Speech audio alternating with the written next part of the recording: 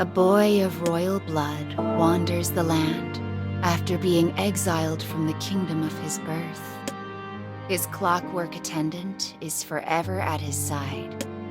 On this particular day, they come across a small village.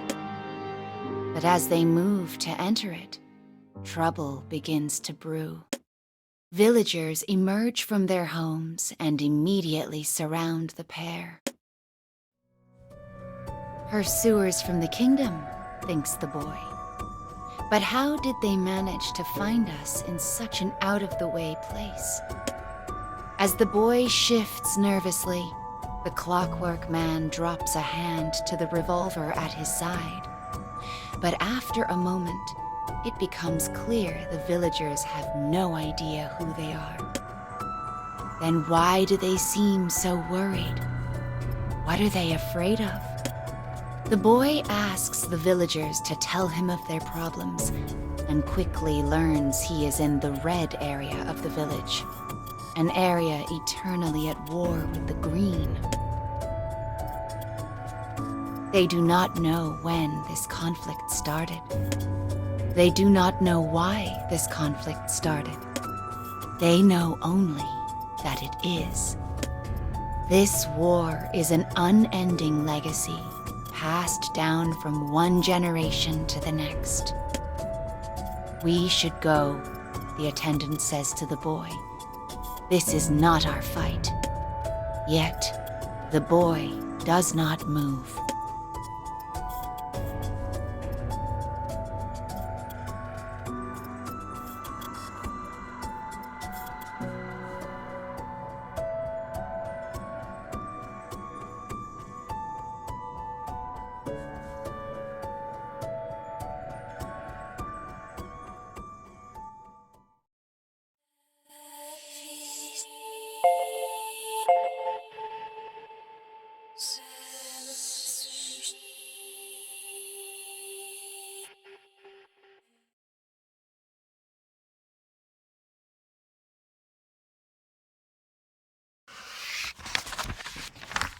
The red villagers mill about with weapons in hand, ready to attack their green foes at a moment's notice.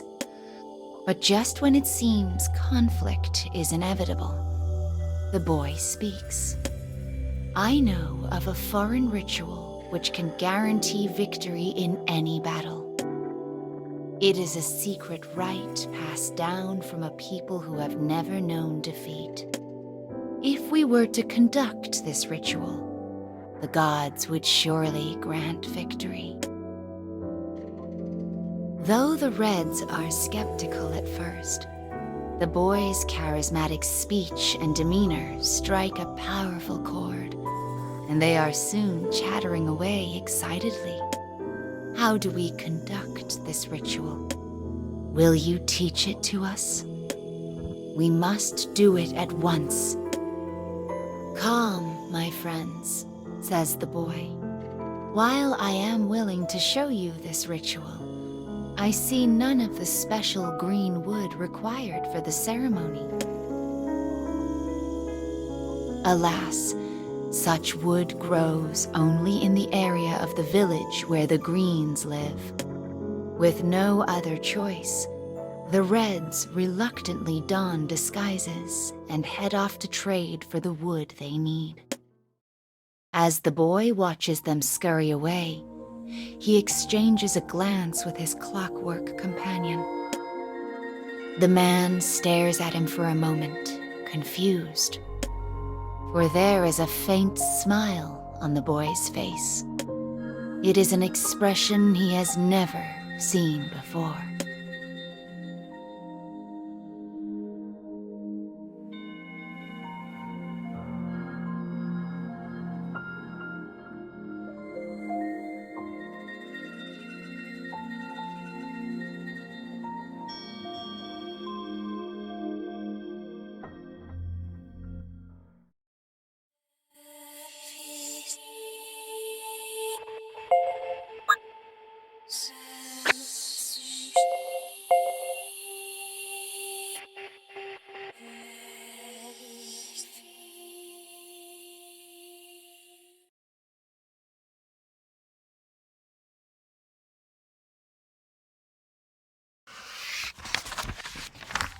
As the Reds make their way back with the wood, the boy slips away to the green section of the village and begins his speech anew. I know of a foreign ritual which can guarantee victory in any battle. But alas, I see none of the special red silk required for the ceremony. Though the Greens are skeptical at first, the boy's fine words and confident speech soon convince them. With no other choice, the Greens reluctantly don disguises and head off to trade for the silk they need. As the boy watches them scurry away, his companion turns to him. I know not of this ritual, my prince. Where did you hear of it? The boy rubs at his cheek and chuckles.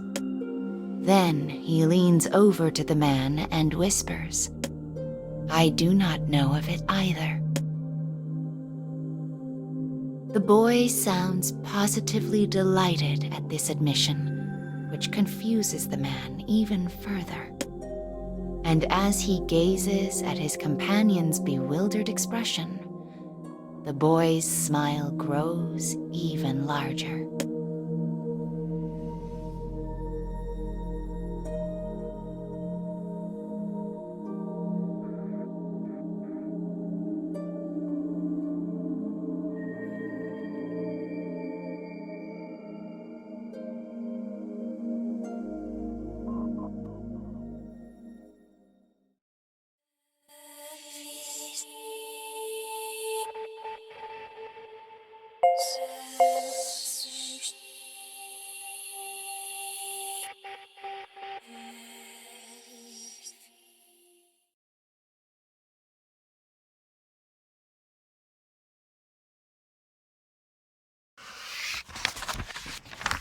The boy and his companion have been in the village for a week. The entire town is now festooned with bright, festive decorations. Red silk and green wood form a rich interplay of color and shape. It is enough to make even the coldest heart leap with joy. From a distance, the boy and his companion watch the village's transformation. This is the true victory I promised them, says the boy. Once the intermingling of red and green is wrought, the ritual will be complete. Then this was your goal all along, replies the man.